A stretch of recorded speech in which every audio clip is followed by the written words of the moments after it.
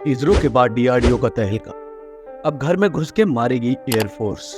दोस्तों, इसरो ने चंद्रयान-3 से भारत का नाम चांद पे और पूरे विश्व में रोशन कर दिया और अब डीआरडीओ की बारी है। अब लगातार भारत की निंदा हो रही थी पूरी दुनिया में कि वो स्पेस मिशन में तो कामयाब हो सकता है मगर अपने देश में खुद के लिए फाइटर प्लेन नहीं बना सकता और उसका इंजन तो बिल्कुल भी डेवलप नहीं कर सकता है भारत, यानी फाइटर जेट्स के इंजन डेवलप कर ही नहीं सकता है, ऐसा दावा कर रही है पूरी दुनिया। लेकिन आपने खबरें सुनी होंगी, फलाना MiG प्लेन गिर गया, पायलट की मृत्यु हो गई, पायलट ने जमीन पे नुकसान ना हो इसीलिए उसने क्या किया कि खाली जगह पे क्रैश कर दिया और खुद की जान की आहुति दे दी और मैदान में प्लेन क्रैश कर दिया। हमें ज़्यादा फाइटर प्लेन की ज़रूरत और ज़्यादा स्क्वाड्रॉन्स की ज़रूरत है दोस्तों। इस समय हमारी एयरफोर्स में अभी थोड़ी कमियां हैं। देखिए दोस्तों, बुरा मानने की बात नहीं है मगर जो सच है वो सच है, क्योंकि अभी विश्व में 5th जनरेशन एयरक्राफ्ट जेट्स बन रहे हैं, रेडार सिस्टम को तोड़ने वाले जेट्स बन चुके हैं और आपको अगर हम आंकड़े बताएंगे तो आप खुद हैरान हो जाएंगे। हम ये नहीं कह रहे, हमें गर्व है अपने भारत देश पे, अपनी इंडियन आर्मी पे, अपनी एयरफोर्स पे, लेकिन ये वीडियो अगर आपने एंड तक देख ली तो आपको भी गर्व महसूस होगा और आप ये मानने पे आपको ये यकीन हो जाएगा कि हमारी एयरफोर्स कितनी बेहतरीन है। और जैसे इसरो ने कमाल कर दिखाया है वैसे ही डीआरडीओ भी कमाल दिखाने वाली है। वो कैसे, आइए बताते हैं आपको इस वीडियो के अंदर। दोस्तों, इंडियन एयरफोर्स के पास 31 के आसपास स्क्वाड्रन्स हैं, लेकिन दोस्तों इससे काम नहीं बनेगा। अगर 2 फ्रंट वॉर हो जाती है एक साथ चाइना और पाकिस्तान के साथ, तो हम लड़ नहीं पाएंगे। 31 स्क्वाड्रन के साथ अटैक तो दूर, डिफेंस भी नहीं हो पाएगा दोस्तों।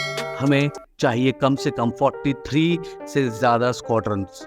दोस्तों, राफेल हमने 36 खरीदे हैं और 4.5 जनरेशन की फाइटर प्लेन्स है वो, और उनका सर्वेलेंस राफेल को डिटेक्ट नहीं कर सकता है अगर हमारी वॉर होती चाइना पाकिस्तान के साथ। लेकिन अगर कर भी लेगा फिर भी वो कुछ बिगाड़ नहीं पाएगा राफेल का, क्योंकि उसकी अटैक करने की क्षमता इतनी बेहतरीन है कि वो फटाफट अटैक करके निकल भी जाएगा, उन्हें पता भी नहीं लगेगा।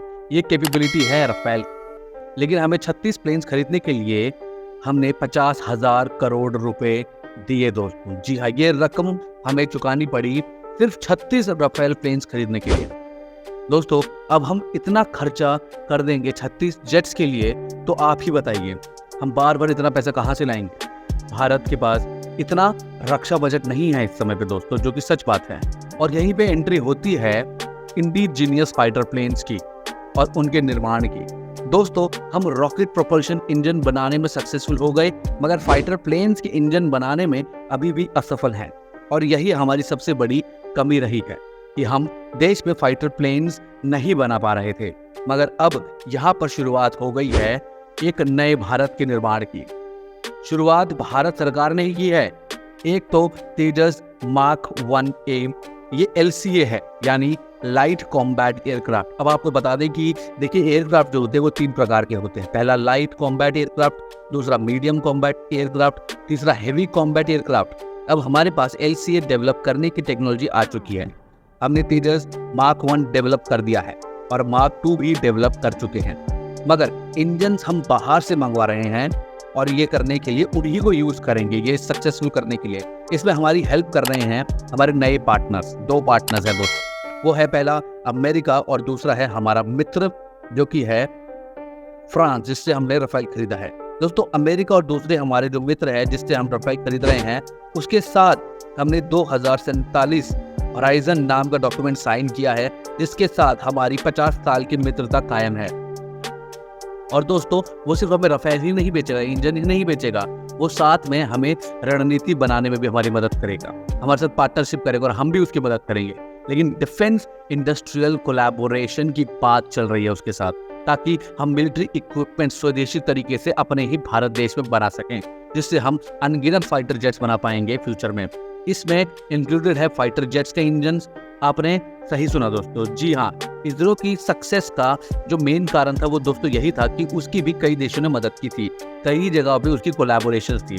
भारत में टेक्नोलॉजी डेवलप तो करी हमारे साइंटिस्ट हैं, लेकिन वो बाहर जाके ट्रेनिंग लेके आए थे, उनका काम देख के आए थे, तब जिसकी वजह से उनको बहुत मेहनत मिली। और हमें गर्व है हमारे साइंटिस्ट पे और हमारे भारतीय वैज्ञानिकों के ऊपर, जिन्होंने इतनी मेहनत से चंद्रयान-3 को सक्सेसफुल बना दिया और आज चंद्रमा के ऊपर हमारे इसरो और हमारे भारत देश का नाम रोशन हो रहा है। फिर दोस्तों अब बात आती है कि आपने रॉकेट बनाने के लिए वैसे ही DRDO करेगा जैसे कि इसरो ने किया।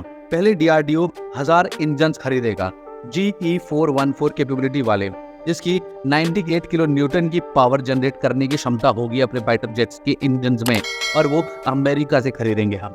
फिर हम 126 AMCA advance medium combat aircraft stealth technology वाले जो हैं, यानी कि आपको बता दें कि जब किसी, अब स्टेल्थ टेक्नोलॉजी क्या होती है आपको बता देंगे, जब किसी फाइटर जेट का रेडार सिग्नेचर बहुत कम होता है तो उसे स्टेल्थ टेक्नोलॉजी से लैस कहते हैं। अब आप कहेंगे कि रेडार सिग्नेचर क्या होता है, तो आपको बता दें ये वो है कि जैसे दुश्मन के रेडार के अंदर, उसकी सरहद के अंदर अगर हमारा फाइटर जेट घुसेगा तो अगर हमारी स्टेल्थ टेक्नोलॉजी बहुत हाई होगी, हम लैस होंगे उससे, यानी कि हमारा रेडार सिग्नेचर बहुत कम होगा जिससे उनका रेडार हमें डिटेक्ट ही नहीं कर पाएगा, हमारे प्लेन को डिटेक्ट ही नहीं कर पाएगा, उसे बोलते हैं स्टेल्थ टेक्नोलॉजी। और बेहद कम होने के कारण हम फौरन अंदर घुस जाएंगे दुश्मन देश के अंदर और हमला करके आ जाएंगे। दोस्तों स्टेल्थ विमान कई देशों ने बना लिए हैं और कहा जाता है कि मगर 5th जनरेशन वाला जो है वो सिर्फ अभी तक अमेरिका के पास ही है, F-22 रैप्टर। ये स्टेल्थ विमान नहीं है दोस्तों, 5th जनरेशन का फाइटर जेट है। लेकिन अब बताते हैं आपको अमेरिका का कौन सा है स्टेल्थ टेक्नोलॉजी ले, लेकिन अमेरिका का F-35A ये स्टेल्थ विमान है। इसे डिटेक्ट कर पाना मुश्किल ही नहीं नामुमकिन है, यानी कि किसी ने कर दिया तो बहुत ही ज्यादा टेक्नोलॉजी लगेगी उसको डिटेक्ट करने के लिए। वैसे ही Bharat advance medium combat aircraft बना रहा है। इसका इंजन भारत आधा अमेरिका से लेगा और आधा जो है फ्रांस से मिलकर सैफ्रन नाम की कंपनी है जिसने राफेल का इंजन बनाया है, ये जॉइंटली काम करेंगे DRDO के साथ। और DRDO का एक ऑफिस जो है अब इंडियन एम्बेसी जो कि पेरिस में है वहां भी स्टैब्लिश किया जा रहा है। ये 2 तरीके से हमारा सपना पूरा होगा, पहला खरीद के और दूसरा खुद बना के।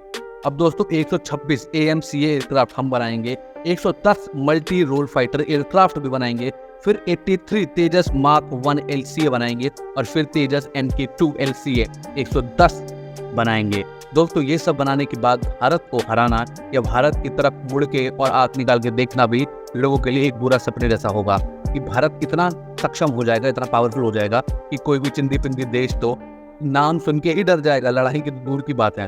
दोस्तों इनमें मल्टी सेंसर्स लगाए जाएंगे और जिसकी वजह से वो 5th जनरेशन की एयरक्राफ्ट बन जाएंगे। आपको बता दें कि पूरी दुनिया में 4 ही देश है जिनके पास जो है 5th जनरेशन की विमान है, जिनमें से चौथा इंडिया ही है, भारत देश है हमारा। दोस्तों ये जो एयरक्राफ्ट है अमेरिका ने F-32 और F-35 बना ली है 5th जनरेशन के।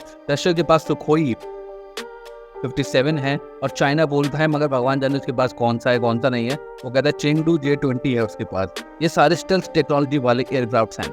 लेकिन दोस्तों ये तो बात हो गई इसकी, लेकिन अगर आप भी इंडियन एयरफोर्स को, इंडियन आर्मी को सपोर्ट करते हैं तो कमेंट बॉक्स में जय हिंद जरूर लिखना दोस्तों, क्योंकि आपके कमेंट से ही हमें पता लगेगा कितने लोगों को वीडियो अच्छी लगी और कितने भारत देश और भारत की आर्मी, एयरफोर्स, नेवी के साथ हैं।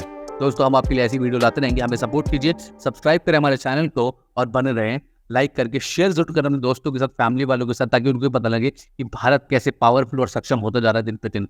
धन्यवाद दोस्तों, जय हिंद।